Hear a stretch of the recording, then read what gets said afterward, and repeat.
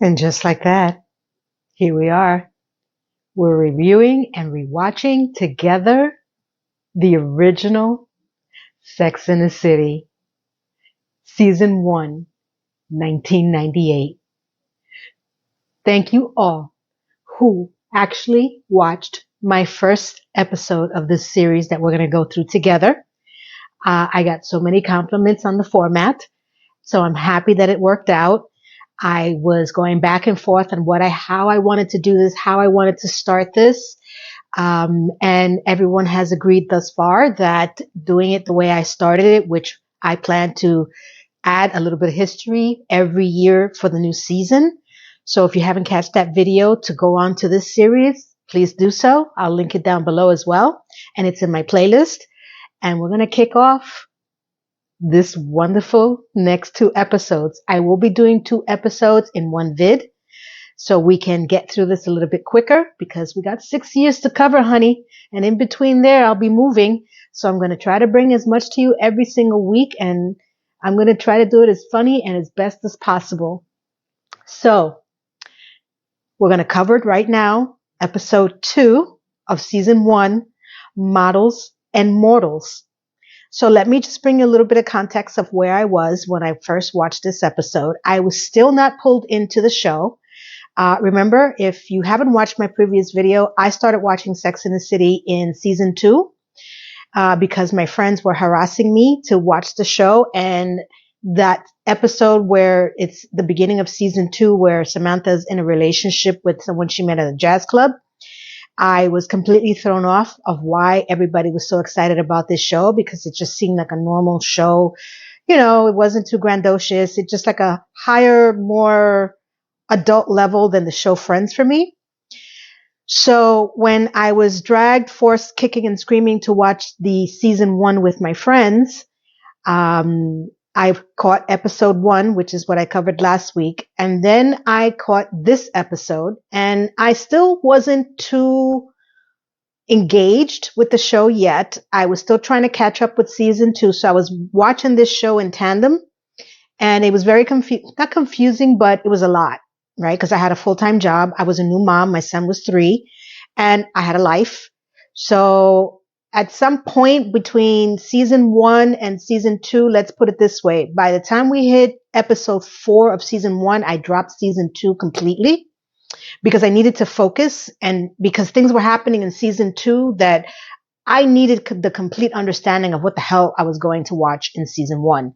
So I'm glad I did that. As what I noted before, I didn't really get my bearings straight on this show until season 3. And that's when it went into full swing for me. So let's get into Models and Mortals. God help us. Where was I mentally? When I watched this for the first time, we'll start off with, it starts off with Cynthia Nixon, which is Miranda. And she had been on a date that someone asked her to go on a dinner date with a group of people she didn't know, and she barely knew this man as well. His name is Nick. He was a sports agent, and he had once told her that she had nice legs. I'm like, okay. So you're watching them go around the dinner table, and Nick, this guy, is asking everyone at the table, who would they have liked to have slept with, living or dead, before they got old? Okay, interesting game. He puts in Veronica Lake. Then another person here, he puts in Sophia Loren. I guess his partner, wife, she puts in Montgomery Clift. Then the next man says Marilyn Monroe before the Kennedys got to her, which even still, I thought Marilyn Monroe was one of the most beautiful people in the world. And then I presume his wife, because we don't really get an introduction to anyone, we just go around the table. His wife says Bing Crosby, and everybody's laughing, and she's like, I stand by my word. Bing Crosby is a choice. I didn't find him to be unattractive, but definitely a choice. And Miranda says Sean Connery. Today, tomorrow, forever. I do remember Sean Connery being very attractive. Now, I said, this is a great game. Let me go ahead, because my friends were still with me. because they didn't really buy the fact that I was into the show since episode 1, and rightfully so. So my house became where we caught up with Sex in the City. One, because I was with my son alone, and all of my friends were either in a relationship or married, and so my house became the escape to get away from them, the significant others. So we would have the weekends every Friday. It was mostly Friday nights and Saturdays. They would come over and we would just hang out in my house. We weren't going out anywhere. It was girls' night, just like they would do in Sex and the City, which is what I found endearing about the show. So I was like, all right, for me, if they had asked me that question, I would have, and the first person that popped into my head then and now was Paul Newman. Now, full disclosure, I'm not into blonde men. Not all of them. It has to be someone really, really unique and rare. And for me, every time I saw Paul Newman, he just blew me away. He was just so breathtakingly gorgeous with his eyes as he drew me to him. Second person I thought immediately was Cary Grant. Don't judge me. I loved Cary Grant. He was hot, tall, dark, handsome, funny. I like funny guys. Even if they play the straight man or the comedian like Abbott and Costello, I loved him. That's the kind of humor that I liked.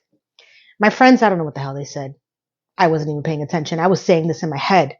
Okay, great. So we get into the fact that once that whole dinner scene is over, the women plus Miranda go to the kitchen and they're telling her, how did you meet Nick? And she says that we were riding the elevator for a while and he asked me out. And this girl says, I guess that Nick took us seriously. Because apparently, Nick is a modelizer. He dates only models, to the chagrin of me and Miranda. So what transpired after is the rollback of how they got to the point that he needed to start to bring someone that was not a model. So they do the dinner scene again.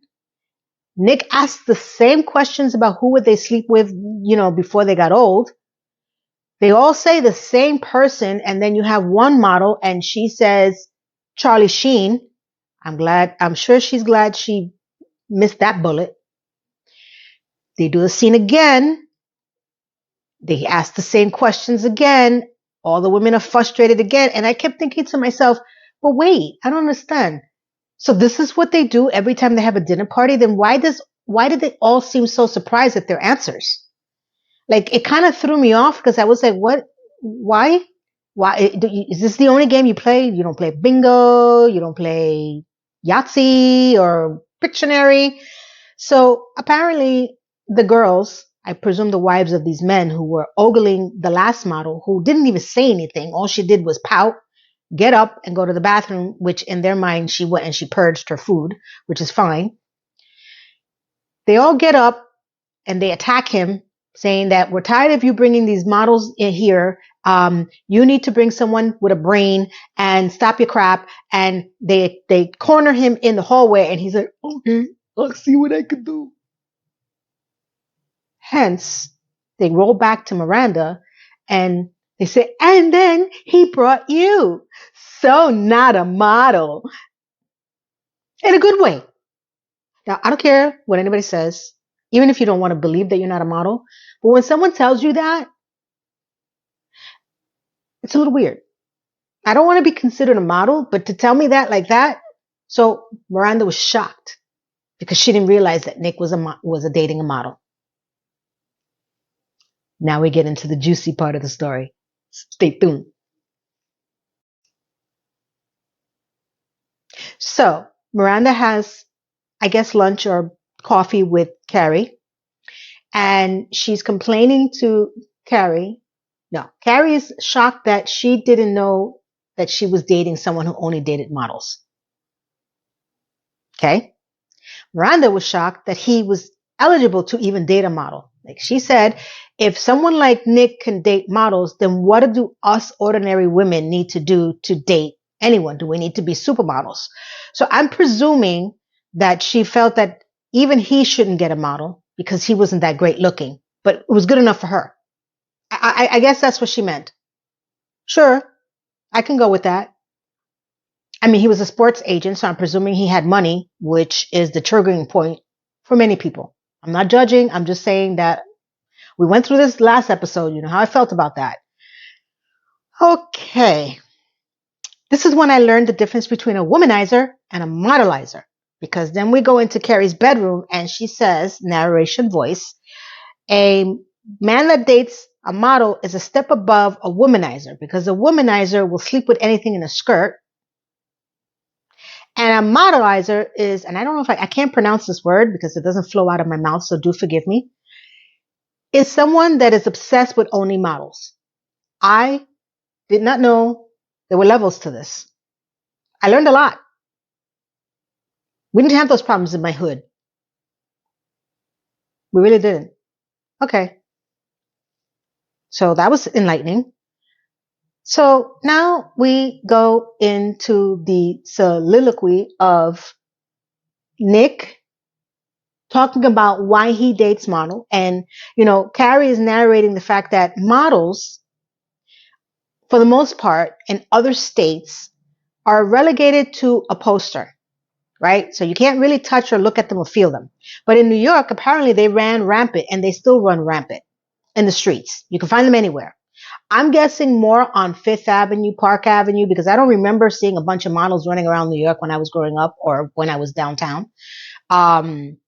It could be also that a lot of them didn't look like their model self because they would just walk in the streets like a normal person, though I don't know what this is. This is what they use as the comparison of models running down the street in New York. Okay. So, and let's see. You have Nick who says that models have brains, but they don't need to use them. Okay. And then the narration goes into two models, skinny and skinnier, talking about there's two types of men who date models, one who are disgusting and other who just fall in love with you very quickly. And then this guy who is a catalog model who doesn't say much other than things that he would get when he's a model. Cars, blender. Okay. Then you have the supermodel who is just rattling off the things that she gets. Necklaces, trips to Paris, breast jobs. Okay. And then we go back to skinny and skinnier.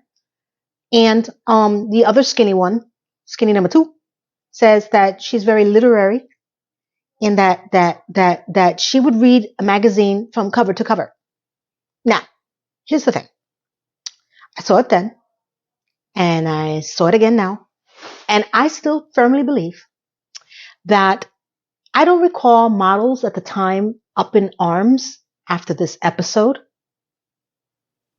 Because if I was a model and I saw this episode and the way that they portrayed these things, so stupid, brain dead, I would be insulted. So I don't remember this ever coming up, maybe because the show didn't get much traction at the time, but I would be insulted. I would have been a litter. I would have been like, hey, I'm very literary. I watch a show from end to end. Okay. Now that we got what a modelizer is, the types of models that are running rampant around New York City, apparently, and the fact that Miranda is so not a model, that's why Nick brought her over to the dinner party that he seems to have with every model and have the same questions all the time. Now we get into further juicy story. Stay tuned. Hey, when you get a chance, subscribe. Bye. This is my favorite part of the show. It has always been my favorite part of the show. It's when the girls get together, right? Because that was so missing in And Just Like That. This is when the bonding started. This is what I was like, yeah, here are my crazy friends who keep insisting that the show is good and I love them anyway. And I bought HBO because of them and they never paid me back other than they love me. And this is what made the show for me. So now we have the group session of the girls being in Carrie's kitchen in her apartment, in her studio apartment, which, by the way, has now become the official apartment layout, unlike what was going on in episode 1. I didn't know what the hell that apartment was. So they finally fixed the issue, which is what I thought. And now it's more open. And they're talking about the fact that Miranda was dating Nick, who was dating a model, and she feels that all beautiful women and models should be shot. That's a very normal, healthy response. And that Samantha says, well, I've dated many men, and they always said I am as beautiful as a model, except for the fact that I work and I'm different than them. I have a job. You got to give Samantha credit. She actually made me laugh and made me feel good. I'm like, you see, it's good to be overconfident. That's what I'm saying. The show had that quirky balance between the four of them. You had the one that was way over the top, Samantha, and a sex addict. Then you had the one that was way too cynical and crazy, Miranda. Then you had Charlotte and Carrie that split between the two of them, middle to middle, depending on the situation, because Charlotte gets into situations that sometimes I'm like, you're undercover slut, but we'll get into that. It's coming. It's coming. Okay. And narcissist, which is Carrie. So they're all rattling off the fact that they're uncomfortable with these beautiful women who are running around New York City, who are models, and men that only want to date models. And when did it become something that men would only get it up for to see beautiful women, that giraffes with big breasts, which, by the way, has been since the beginning of time. So I didn't really understand what was happening in this conversation, but all my friends were laughing. I'm like, yeah, okay. What? So now, listen. Then they start talking about their insecurities when they see these beautiful women in magazines. And Charlotte, her insecurities when she sees Christy Turlington, which, by the way, at that time, I would say I would know the models' names if they were supermodels, not just regular fashion runway models, like the supermodels that really, really made the news, like Christy Berkeley, Christy Turlington, Naomi, Cindy Crawford. Those women, I would know their names. And they were very popular. So whenever she sees Christy Turlington, she hates her thighs. I'm presuming she means that Christy Turlington had beautiful thighs, and Charlotte always had a thing about her thighs. Got it. Carrie's issue is her nose. Interesting choice. I personally think her feet are one of the ugliest things on her, but we will go into that. And Miranda would give up her chin.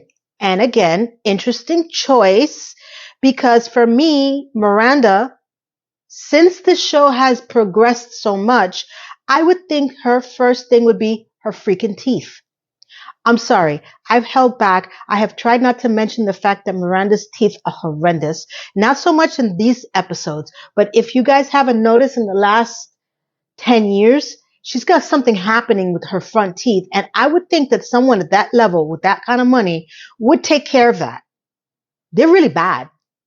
Like, even I noticed that. And it was not good, but she would give up her chin. And what would Samantha give up? Absolutely nothing, because she's perfect and she loves the way she looks. Again, you need that. You need that to balance some of this neuroticism that they have. And it's just good humor. So then I thought about it, about myself, and I thought, one, I would love to know what it is to have long, beautiful legs. I don't have long legs. I have a short torso. I'm fairly big chested, and believe it or not, I've had people tell me, oh my God, I wish I had that. I know women who pay to look like this. God help us. I don't know why, but sure. But I have a short torso. And I don't have long legs, right? So I've always found women with long, beautiful legs to be beautiful, like their legs. I've always wanted to know what that was like. And if there was one other major thing that I would like to know what it would feel like, I would have to say, I would love to have blue eyes. I would keep my dark hair, but I would love to have piercing blue eyes. It doesn't happen very often because remember, I'm Latina and most of the Latinas around me and the ones I grew up with, except for a few in school, we all had a variation of either black or brown or light brown eyes. There were women in my school that did have blue eyes, not very often. And I was just always fascinated with the colors of eyes. I would go first with piercing blue eyes because I'll never forget Linda Carter, Wonder Woman. She's gorgeous, gorgeous.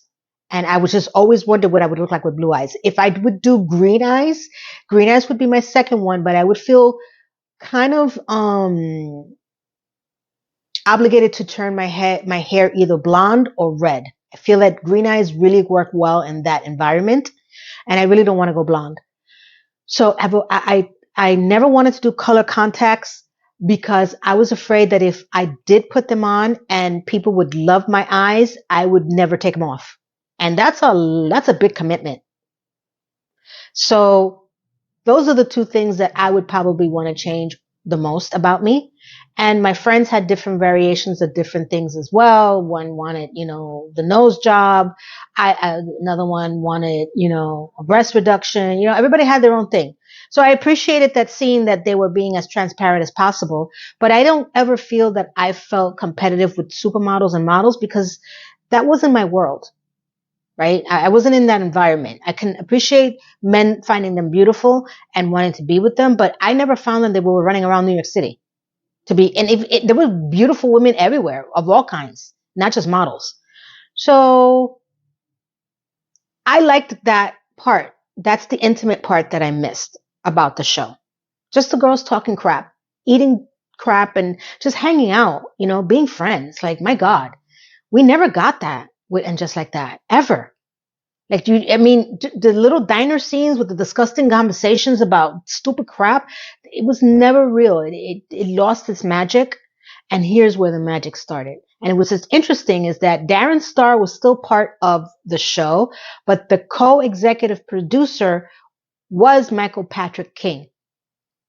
So he has been here since the beginning, and he should have known better than what he delivered to us in And Just Like That. But we won't go into that, right? No. We're going back at the time. Stay tuned, because now we have the more scarier parts of the show. Because this is when I started to get a little concerned. Okay. After we have defined Nick, who dated Miranda because she wasn't a model, because his friends, girlfriends or wives, tackled him in the hallway to bring someone who was not a model, who can hold a conversation, was very proud of the fact that he was sleeping with a model, and he would say, why would I go out, or why would I look at the girl on the billboard? Instead, I can be sleeping with the girl who's in the billboard. And he didn't say sleeping, he used the F word, but I'm trying to keep it clean for the show. Okay. And that models don't need to have brains. They have them, but they don't need to use them. So we realized that Nick was never going to give up being with models, and Miranda was just a one-night thing, and I don't think they ever saw each other again. Got it. We have defined all of the things that the women did not like about themselves. Some of them were questionable, and Samantha was very proud of the fact that she was happy with her own self and she did not need to change anything about her. Great. Now we get into the scary part. Next, we find out that Carrie has a friend named Barkley, who she narrates as a Soho wonder who lives a fabulous lifestyle, and he's an artist that has never sold a painting. So we're not sure how he maintains his lifestyle, but I'm going to go with gigolo or whatever else happens after we watch this scene. He tells Carrie that models are very easy to sleep with because you need to treat them as regular people, and you need to go up to the hottest woman in wherever you are and just be very confident in yourself. because a lot of them do sleep around a lot because that's what they do. Okay. And again, I'm thinking, are any models watching this show and thinking, this is not who I am? Or they are, and they're saying, yeah, he got it. And since we never really see this guy again, I'm going to call him creepy. Why, you say, creepy? Well, as he's telling Carrie how he approaches women, and they call them models, things. They're beautiful things. You have to treat them like a dog and show them who's boss. And I'm like, and my girlfriends are like, oh my God. And I'm like, but y'all saw this already. Again, I'm paying HBO to tell me that I first of all, I'm not a model. I'm not a supermodel. I will never be in that level. And if I were a model, I would be considered a idiot dog that needs to be tamed by this guy. And the best part is that when you do meet someone like this guy, okay, the next scene, he says, let me show you something. Takes Carrie over to, I guess he's in a loft apartment because it's open. There's no walls or anything like that, or wherever he is in Soho. Yeah, I'm going to say lofts were popular in Soho, and they still are for the ones that can afford it. And there's a wall of television, old style televisions. And I'm like, I wasn't prepared. My friends knew. And then the staring started because they were waiting to see if I was going to laugh, scream, or cry. He starts to show Carrie all the women who are models that he's slept with. Very, very, I can't show it. Let's just put it that way. And he's saying that he videotapes him sleeping with these models. As I started to feel my friend's breath on my neck again, asking, can you believe this? I'm like, no, but it's not for the reasons why you think. I can't believe that you're making me watch the show. He starts to go on that, he records them. And Carrie's reaction is like, do they know they're being recorded? And I'm like, that's the question that you're going to ask? And he goes, I don't know. I'm like, what do you mean you don't know? What? You don't have a waiver that they signed at the door? I think you know that they don't know that they're being watched. And instead of her running out of there, because I don't know how close of a friend this gigolo is to her, she starts to look at it and starts narrating. She goes, the only thing I can do is, she puts a cigarette in her mouth and says, can I have a light? So we're left to believe that the two of them, Carrie, the female, gigolo, the creepy, are watching him and her, watching the recordings of the different models that he has recorded in secret having sex with them. Now we have a show. I've never seen this before. I've never even heard of this before. Very concerning. Okay. Let's keep gigolo to the side for a second. Not scary at all. But these are the funny things that they used to write on the show. Things that were not usual, made you think and question, who are the people in your neighborhood? Who are the people in your neighborhood? It's definitely not Mr. Rogers, that's for sure. That's way too neighborly if you ask me. The next thing we have is Carrie with Skipper. Oh boy. So Skipper is telling Carrie that he really likes Miranda and that she has not returned any of his calls, and that he wonders if he is her type and why hasn't she called him back? Yeah. And I started thinking I could understand why he is not in season 2. He is annoying. Then Carrie says, oh, but you're adorable, Skipper. Of course she likes you. No, you knew when you hook him up that she wouldn't like him. So I don't understand what you're saying. Why are the words coming out of your mouth? Because I don't understand the words that are coming out of your mouth. And that he says, I want you to call her And she's like right in front of you. And then he pulls out what I would call the version of the brick cell phone back then. And I have to tell you, I was impressed only because even back then, I was like, no one I knew had cell phones. We all still had beepers. Even that Nokia 5110 that seemed to have been popular, I didn't remember seeing any of that on anybody. But this guy, who is a web designer, apparently could afford it. And those were not cheap back then. So she is forced to call Miranda, and her answering machine picks up, and Skipper leaves the most awkward message, stalker message, on her answering machine. You better call me back. This is Skipper. Why haven't you called me back? Hey, by the way, did I tell you I was Skipper? Hey, you better call me back. Well, they've written him well to be as scary and a little concerning. They wrote him so well, they wrote him off the show. Next up. Now we get into the scene of Samantha and the gigolo and what I would call one of the creepiest fashion shows I've ever seen in my life. Stay tuned. Our next scene goes back to Stanford, who has been on this show. And I'm not going to give this up, ladies and gentlemen, and everybody in between. Never gave him the justifiable ending that he should have received in Just Like That. He is not in Japan. This actor has been on the show since the beginning. But I won't go into that rant. But I will continuously say this until, well, never now, because the show's canceled. So it is what it is. So Stanford is taking Carrie into the fashion show for his one client, which we find out his name is Derek, a.k.a. The Bone.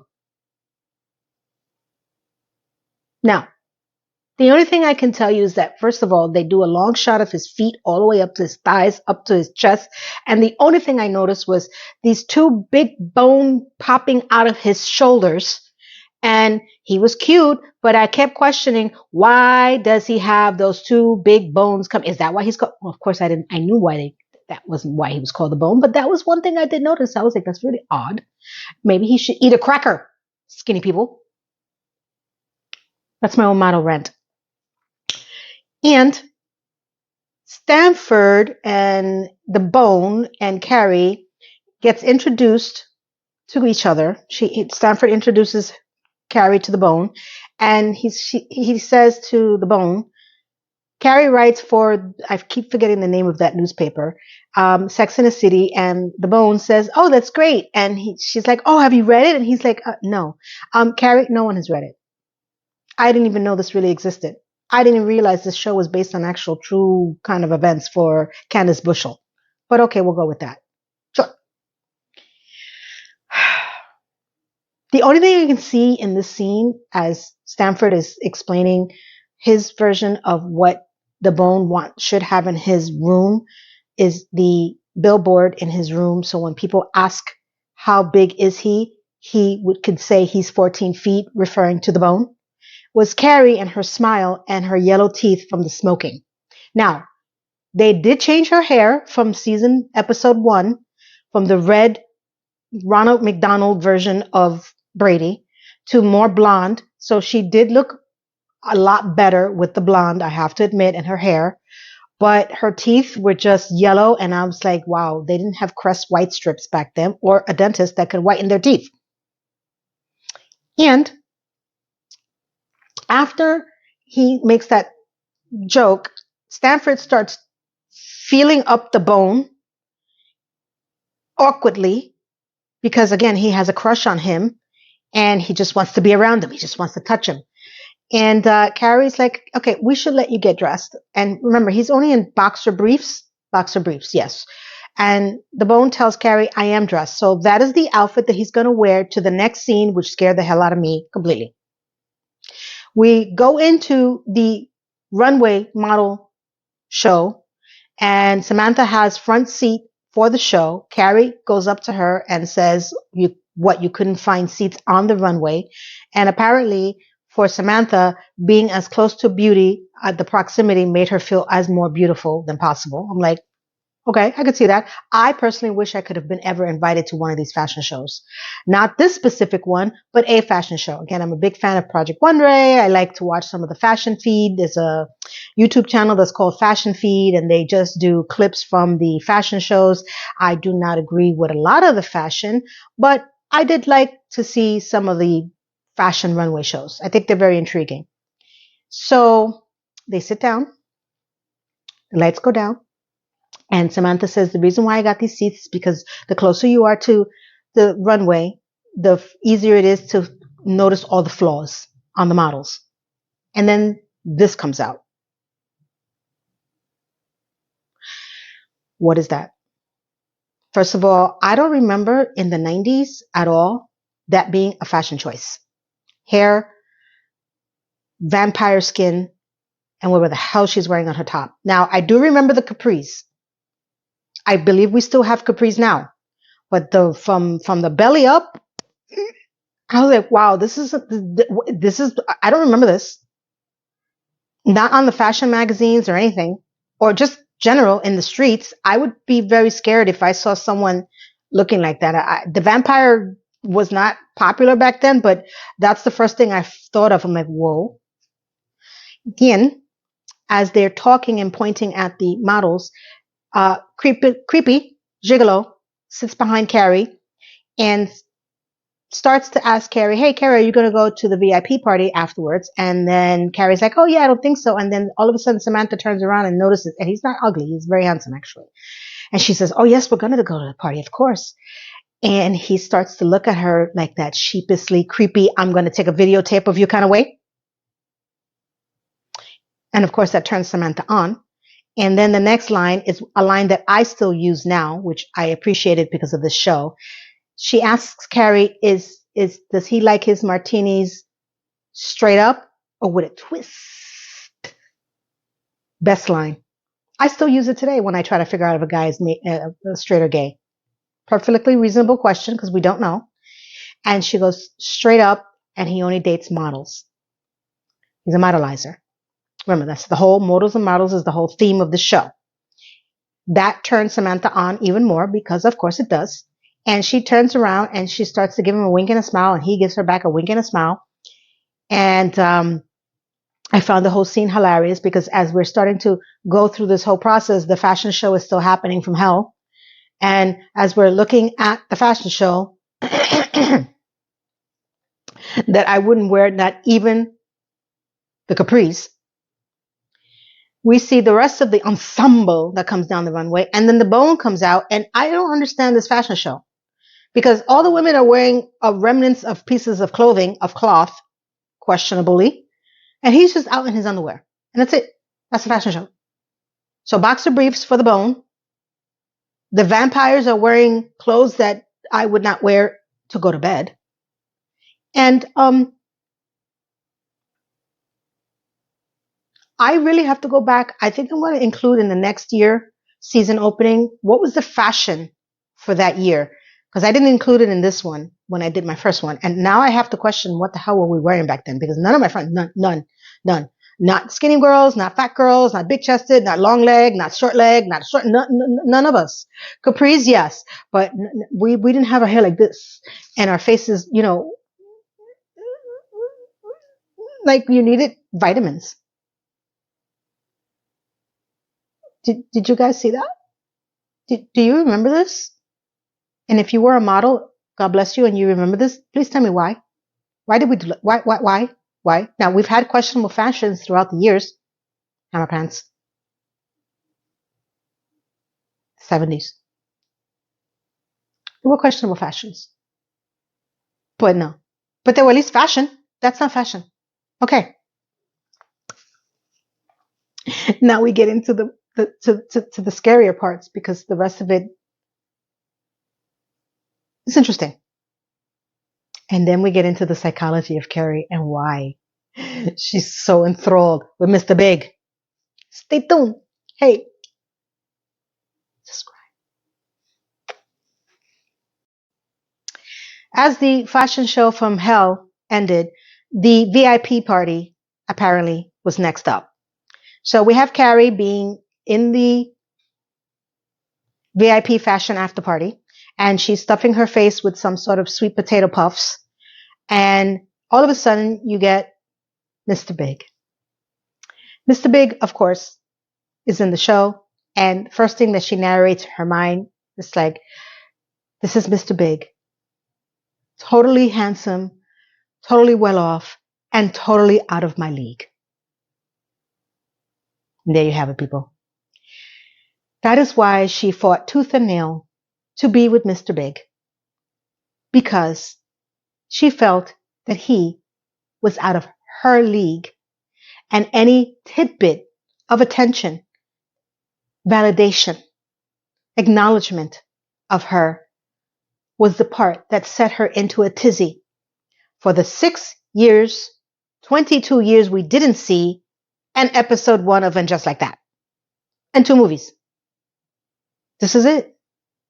This is what set the whole thing off. Not because he was handsome and she wanted to get him. She felt that he was out of her league. Got it. As she is narrating, he comes up to her and he says, hey, I thought I saw you on the runway. Flirt number 1. Second, he tells her, after I got to meet you, I actually started reading your column. And she's like, oh, really? And I'm like, really? What are you doing? What's your plan, Mr. Big? Because, you still have a chance to run.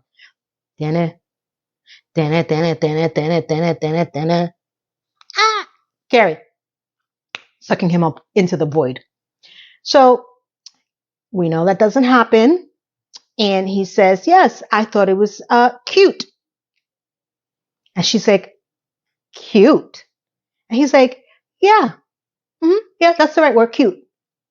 This all ties into, and just like that, when she felt that men did not respect her writing, that they showed she was pretty and she was this, but they never respected her as a writer. And she was personally offended that he thought her column was cute. Now, I don't know how I feel about this because I really never read the column from Candace Bushell. And just based on the show, I can say it's not, War and Peace. It doesn't have, she's not going to win a Nobel Peace Prize or whatever is the other equivalent of the book writing literary world, Pulitzer. So the fact that he took an interest to read her column and then say it was cute, she's like, okay. And he starts to ask her, where do you write? And she tells him, sometimes in my home or at a cafe on 73rd and something. And I'm thinking to myself, why are you asking Mr. Big? And I find it very interesting that she didn't pick up on the fact that he's asking her, where does she do her work? And he says, what are you writing next? She's writing about men who only date models and what were his thoughts about this. And his reaction was, well, they're very lucky. And again, you could see that she starts to feel insecure because she doesn't believe that she's model material or that he's in her league. Excuse me. And as she is trying to find out why men date models, she says that either they're very insecure or they need the validation. And he says, well, what about the fact that men just find women beautiful and they want to be with beautiful women? What's wrong with that? She goes, absolutely nothing. Still a stab in her heart because she still feels insecure. And you can tell she plays the role really well of insecure, Carrie. And as they start to go back and forth, all of a sudden, his date, who happens to be one of the models in the show, leans up on him and she's like, oh, I saw you at the show. You were great. And she narrates to herself, she felt all of a sudden she was patchouli in a room full of Chanel. Again, this is her crawling her way to try to be with Big so she has the validation that she needs. If she can get him, amongst all odds of him dating beautiful model women, she's winning. I have to say that again, my friends are next to me and they're like, can you believe this? I wish I never had these types of problems. I mean, we were all upset about beautiful women in general, but oh my God. I'm like, I am paying X amount a month to watch the show to make me feel like shit. Great show. I did appreciate it though. I think I appreciate it after rewatching it a few times because remember I hadn't gotten through the whole show yet, and I didn't realize the depth of what they get into. So upon rewatching it, I understood this part even before and just like that. Though it still was very heavily focused on not being single, not being model material, not being able to live up to somebody else's expectations and changing yourself to try to be who you're not. It did bring to light a lot of the things and insecurities that people in general, whether it's gay people, straight men, straight women, lesbian women, we all had a level of insecurity at different points. But this theme about not being good enough for someone else has been something that I've seen done 100 times before. Right. So, but it was done in a funnier way that was able to allow people to speak more openly about it, even back then, but it hasn't changed. We're still living in this environment right now where predominantly your looks, your level of certain beauty, expectations, standards. I mean, my God, what has the smartphone done to us? You cannot see someone without a freaking filter. People are obsessed with the way that they look, not just on camera, but in person. Hasn't gotten any better. That's the funny part. As much as this show tried to bring certain things to the forefront, I actually think that we are even more intense now with the way that we view ourselves and the way that other people say things about us between our weight, our face, our hair, liposuction, Kardashians, big butts, small butts, big breasted. I mean, it hasn't changed. I think it's been amplified, which is sad when you really think about it, because I wish this show was to the point where it pushed the narrative to a different direction. It just brought it up to more eligible conversation. Has changed a little bit in the modeling industry, not by much, but I have seen heavier set, more full people who eat more than a cracker and a soda on the runways. That I'm grateful for, but it's not something that's mind blowing. And we're still very much into each other's looks. I mean, have you seen some of the comments on some other people's channels? It's pretty scary. Okay. Let's get into the next scene because we can talk about this later on the epilogue. Not by much, but we can. Okay. I think Samantha's ready for her close up with, Senor Creepy. Stay tuned.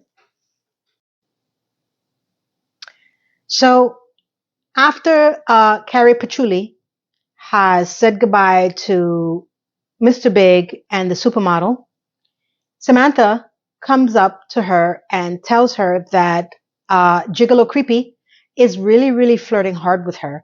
And she asks a question that kind of pivoted my mind a little bit on Samantha and how secure really is she?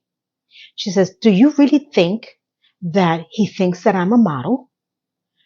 I found that very odd because from everything from this point on before, she was very confident in her looks, in the way she felt. At least that's what she portrayed, right? This is what I'm saying. There were depths to Samantha that I think that a lot of people misunderstood. Her confidence, her overconfidence, that pendulum that she swung either or. And it comes out in different ways.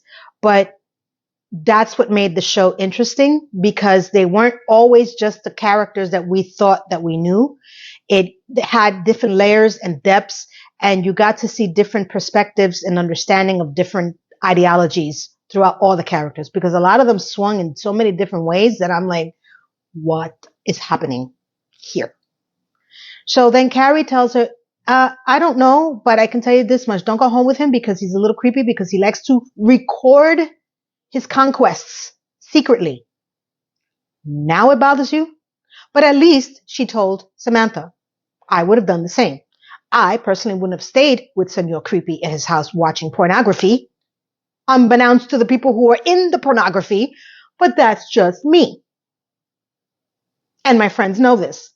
It's very odd when two people watch pornography that are not together. I've seen this done before on TV. Like, why? It's not like a lone thing or like the person you're going to sleep with thing. I'm just saying. People are weird. Very odd.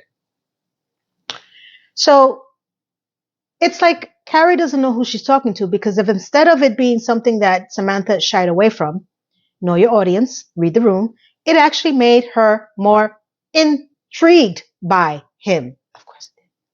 Samantha, of course. You gotta love her. So, oh my God. Now, before Samantha gets headed for her close-up, legitimately, the next scene is Carrie wants to leave the party because when she's leaving the party, she says in her narration, she never felt so invisible in her life. Now, sure, she's in a room full of supermodels and men who date models and men who are not looking at her because she is not a model. She has yellow teeth and she smokes. She's not ugly, but I can see what he's going. I think I'm desensitized from that. I walk into a room and I am the most sarcastic one, funny, comical. It took a while for me to get comfortable. Trust me, it doesn't happen overnight. And when you do get into your 50s, I could tell you, ladies, anybody who's not in their 50s now, and maybe some people who are in their 50s now can, attest to this. Your level of give a shitness really changes. I took a long time to be happy with who I am. I still would like to know what it would be like to have blue eyes, but that's just a dream. You become more self-aware and less self-conscious. Maybe not for everyone, but there is a shift. There's a mind shift that happens. And I didn't believe it back then, especially watching the show, because I was 29 and I was going into my 30s and the show gave me a panic attack. Literally, panic attack. Oh my God, I was so scared. But you do change. I think so. Anybody who feels this way, let me know in the comments below. If you are in your 50s and you're not feeling that way yet, let me know why. But I do believe that you start to get older and you start to feel wiser. I can't explain it. It's something that happens, and it doesn't happen exactly on your 50th birthday, so don't come at me. But I am going to turn 56, and I gotta say, I'm thinking more of the future of how I want to live the rest of my life to the end of my life, what value I want to bring here to you guys, why I'm doing this YouTube channel, to preserve myself, give something to my son, who when I do pass away or when I get older and I can't remember anything, he has something to remember me by, make you guys laugh and smile and feel good, and enjoy what little bit we have left, because there's no guarantee, even if you're in your 30s, that tomorrow is not guaranteed. So that's part of the real reason why I'm doing this, because I know I have the ability to do this on camera. I'm very comfortable. I like to be funny. I like to bring funny to you guys, and it brings me joy. As far as being self-conscious, I've changed a lot. And listening to her say that, I do remember feeling that way, and I totally got what she meant. So as she's getting into the cab, the bone comes out and says, "Hey, where you going?" And she's like, "I'm going home." And he's like, "Oh, can I come with you?" And I'm like, she's like, "You want to come home with me?" And I'm like, what? What? You just get into random, you said 3 words to her and you don't even read her column. But I guess because he's a guy, safety is not an issue. But Carrie, shouldn't you be questioning? I mean, he seems mild-mannered and meek, but aren't most serial killers, other than this clown guy, look like him? They look sweet. They look nice. And then they try to eat you. For real. But we'll go with the fact that he hops into the cab and off they go into Cinderella's castle for whatever the hell happened next. Stay tuned. It gets better. Maybe. As the prince and the frog are in her castle, she's in her kitchen serving alcohol to a random model, the bone.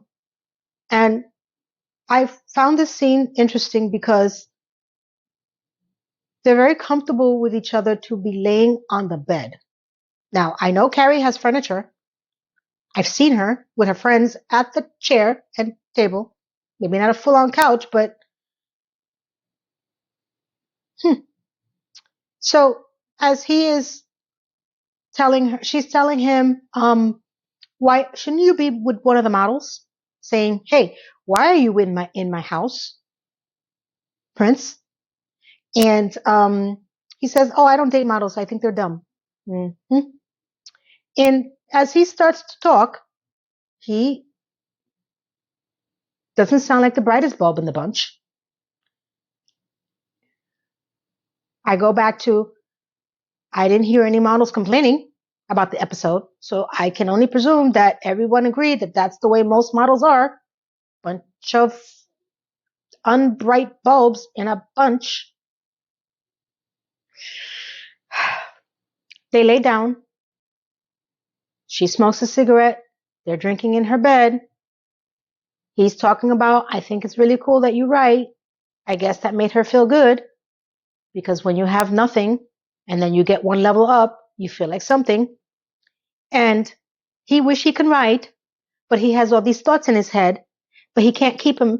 So he tries to write it all down. And that I don't know what's happening in the scene, because all of a sudden I think she's flirting with him. Well, if you're in the bed,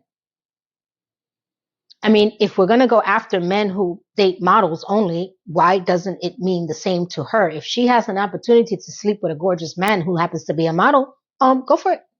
Why not? Did you see Nick? He was not the greatest looking guy, but somehow he was able to date models. Now, creepy Barkley or whatever the hell his name is, the Soho Wonder, was hot. So I can see him getting models. So if Carrie has an opportunity to get a model in her bed, I'm sure. Safety goes right out the castle, Frog. And he starts to, say that he doesn't like his nose and that she doesn't like her nose. And I'm like, I'm looking at her nose and I don't see anything wrong with it. But that's, again, my own pet peeve. People have their own way of looking at each other, at themselves, and saying what they don't like. I'm okay with that. And that she asks, what do you want to do? And he wants to go back to Iowa, get married, have some kids, and become a cop.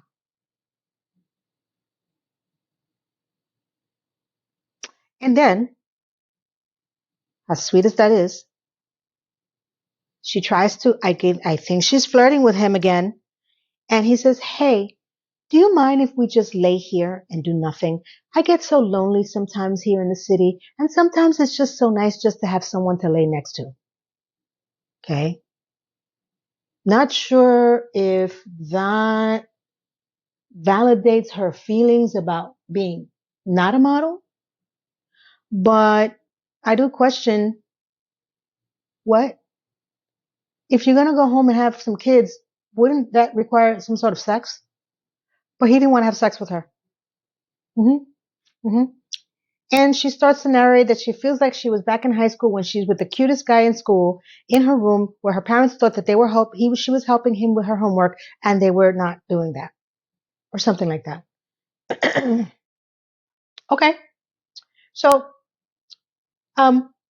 they lay next to each other in the frog's bed in the castle.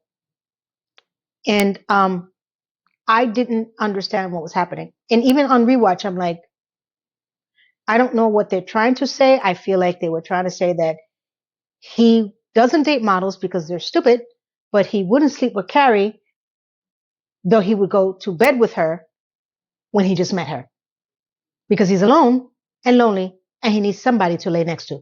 You know, you can get a dog, right? For that. Even a pillow. I'm just saying.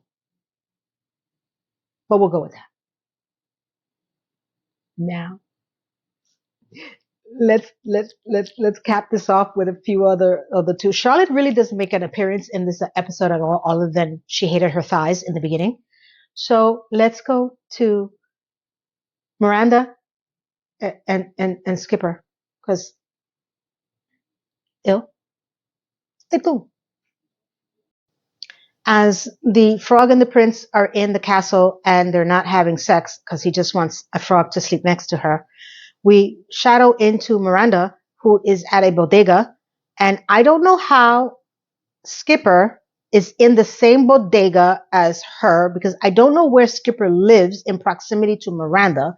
So I found it very odd that out of all 500,000 bodegas that are in the city, not including the boroughs of the Bronx and Brooklyn and Queens, he found the one bodega Miranda's in, and he goes up to Miranda and he kind of confronts her about why she hasn't called him back.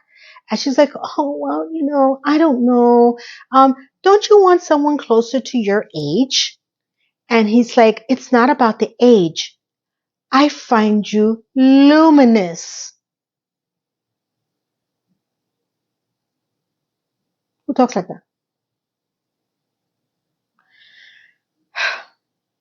Of course, Miranda, feeling insecure about herself, says, you do? And she looks at her reflection in his glasses. And that was it. That's all she needed to hear to return his call, take him back to her place, which I presume was for the night, because she was luminous. Mm-hmm. That's all it takes for them. Next up, even stranger than luminous, Skipper, Miranda, we have Samantha, who got her way. She got the creepy gigolo to be in bed with her. And as they're getting it on, she turns to ask him, hey, where's the camera? And he's like, what? Oh, your friend Carrie told you about that? And she's like, yes. He goes, oh, no, I only do that with models. As he's still in her. How she did not get up and walk away is what I say. That seems so contrary to what the role of Samantha was supposed to be like, because I would have been like, oh, really? Get off me, get out me, let me get out. No, she says, no, I don't mind. And he's like, okay, I'll make an exception for you. Coño, otra vez. Again? Insult number 2 from Gigolo? I'll make an exception for you? Mujer, woman, Samantha.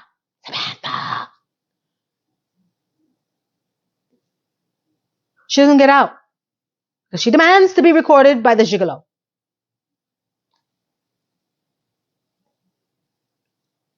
Tell me how you felt about that. If a man tells you that, number 1, both insults. Because I could be maybe more self-aware, because I felt that way even then. Because let me tell you something. I turned to my friends. I'm like, really? Really? Really? Oh, but you don't understand. It gets better. She doesn't act like this all the time. I'm like, I don't need her to act like this all the time. I need her to act like this never. But I was paying for HBO, so I didn't have much choice. And my friends kept coming over and they kept bothering me, so I didn't have a choice. So I had to watch the whole damn show. Season 1. What a crowd of crazy people. So as he starts to put the recording on, she finds out where the camera is, and now we have Samantha ready for her close-up, and they get it on while she's being recorded, and it narrates. Carrie says, Samantha, I want to say this right, I could be wrong, she demanded the same amount of attention and respect that any model would, so she wasn't going to let it go. You're going to record me whether I'm a model or not, and that's it. Okay. Sure. So now the next thing we go back to It's now morning. Carrie's in the bed.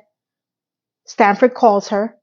He asks, where did Derek go? Because he left him at the party. And she says, he's here with me.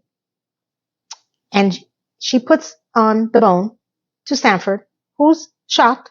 And I would be too. Now, initially when I saw this, I was like, girl, you know that he has literally a bone for him. Why would you even give him the idea that he had possibly slept with you? Little weird. Maybe because he was not gay. Maybe she felt that, it would be okay if Stanford knew that. I don't know. But that's just my initial reaction, and still to this day. And as he hears the Bone's voice, he says, hey, can you put Carrie back on the phone? Carrie gets back on the phone and he says, how dare you? And I'm like, yeah, for real. Seriously. And she goes, nothing happened. We slept all night. And that just vindicated Stanford to believe that he was gay, because why would a straight man go to somebody's house with a woman and not have sex with them, whether she's a model or not? That's how I took it. And he was happy because he felt vindicated that if he was not going to sleep with Carrie, the non-supermodel, he was gay. Gay. The next scene we have is now Carrie is in that cafe that she told Big that she'd sometimes write in, and in comes the big guy. He found her because he kept a mental note of where she works. He comes down, he sits down, and she's like, hey, you. And I'm like, hey, you, what you doing, Mr. Big? And he says, I thought about the article that you were writing about men who date models. And I just wanted to say there's so many beautiful women out there. And she's like, yeah, thanks for noticing. I'm like, well, it's true. There's just as many beautiful men out there as there are women. But I could understand that she is still insecure. And that at the end of the day, after a while, you kind of just want to find someone that makes you laugh. But sure, I get that. You're a little more evolved than the rest of them because you're 40. But Carrie's not funny. I'm just saying. I never found her to be quirky, to be funny. She's paranoid, narcissistic, not a great friend, a little bit out there, and obsessed with material things.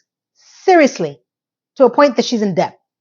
But if you think that's funny, Mr. Big, you're going to find it hilarious when she kills you, and then just like that in the first episode. Run, Mr. Big, run. I keep saying that, but he no go. And that's it. He says, okay, goodbye. I did what I had to say. And he walks out of the cafe, and then he gives her that look, the same look that Duncan gave her when he was like, I'm going to get you. Yes, I am. I realized that Mr. Big had an agenda, and he looked at her like, I'm going to get you. Yes, I am. He wanted to sleep with Carrie for unbeknownst reasons to me. I don't know. Not that she's ugly. I just feel that I don't know what Mr. Big really saw in Carrie.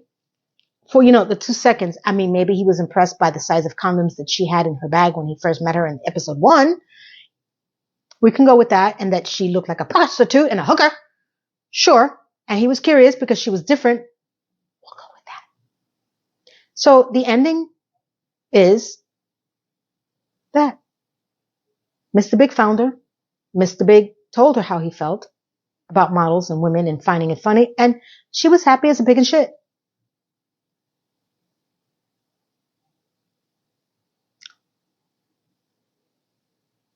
I had a long talk with my friends after this. I'm going to give you some insight on some of the things I said to them. Epilogue coming up. Stay tuned. So as this episode ended, I turned to my friends and I'm like, okay, I can see the charm in the show. I had to say something because I felt that if I didn't say anything positive, that they were going to throw me out to the wolves. And I had to get into season 1 with all of them. which kind of revved me up for season 2. And I did see some amazing parts that came up, which we'll get into the next episodes. But for the second episode of the first season, there were highlights in there that I found interesting, even at the time. I still say Samantha was the breakout star. And even though they tried to make her into a sex addict, I still feel that she had latent insecurity issues, which made her character a lot more interesting than overly being confident and always being right. And I found that to be interesting. And what I do like about the group is that for whatever narcissistic tendencies Carrie has, insecurities, and I want to be the pick-me girl, I want to get married, Charlotte. Miranda, I need to be the bitchiest New York woman in the entire show. And Samantha being overly confident, it had the balance. You need to have that craziness to make this show work. And it did. Because this was not on TV on any other show, right? You had extremes on other shows, like I've mentioned before, All in the Family, Archie, the balance of his family anchoring him. Everybody Loves Raymond. I love that show as well. You had the family dynamic, which was the mother-in-law who was a bat crap crazy woman, Frank and Marie, the brother, the wife, the husband and wife, Raymond and the wife, Will and Grace. You had the extreme version of Karen and Jack, and then you had the other version of Will and Grace. Those kind of shows, you have to have that push and pull in order to make it funny, make it worth your while watching. Friends as well. You had the guys who each one of them were funny in their own right. Rest in peace, Chandler, the actor. I can't even watch that show right now. I have not watched it again because of his passing. I just haven't. I know I'll get into it again, but they had their dynamic and also the girls. And I said before, I'm a Phoebe. Without a doubt, I'm a Phoebe. I'll go down hard for that girl. I am Phoebe. I'll wear a shirt and everything. Okay. And that's what made this show more intriguing, because if they were just boring, always doing the same thing, they kind of like turn you over and they start making you think about things that maybe you wouldn't even. I learned about a modelizer. I didn't even know that existed. I knew about womanizers. Hell, my father was a womanizer, and they were all over my block, on the train, at the office, on the street, in a bar, in a car, in a cab. But a modelizer? Never heard of that. And I feel like I learned a lot about the men perspective. I think that the writing balanced out what the gay characters would be like, straight characters should be like, and what they were thinking at the time. And that's why I started to grow. Now, some of the stories were completely unrealistic. And I say that only because I never experienced it myself. And I don't know many people that did, but I was okay with that. As we start getting further into the series, there's just some things that are so outlandish that I would be curious to know if anyone has ever, now I'm sure they have, because we have billions of people in the world, and I'm sure some of these stories did land with a lot of people that it actually happened to. I just didn't buy a lot of some of the other stories that happens that we go on. So next up is episode 3. I'm going to combine both videos. And tell me how you felt about this episode. Tell me how you felt about my feelings throughout the course of the scenes. Do you remember feeling the things that you felt back then? Does it resonate with you? Are you new to watching the show and you're kind of like looking at this like, what? Does it still feel the same for you when it comes to the insecurities, the way that men treated women, the way that we saw and idealized the beauty in other people? Let me know, because we're going to get further into the years and a lot of other stuff happened, and I would be curious to hear your thoughts, your engagement, my community, because you're more than just subs. Okay? Subs is just a number. The community. Thank you. Thank you for getting into this with me. Thank you for taking this ride with me. As we grow with this, we're going to change a lot. We're going to see a lot. We're going to be laughing. And I cannot thank you enough for all the likes, shares, comments, and oh my God, the super thanks.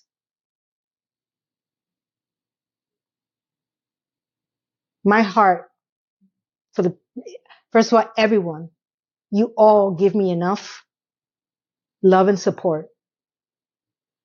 So I'm giving that back to you in many ways. And one way I can do it is to be here present for you and to make this enjoyable for you, because life is very short.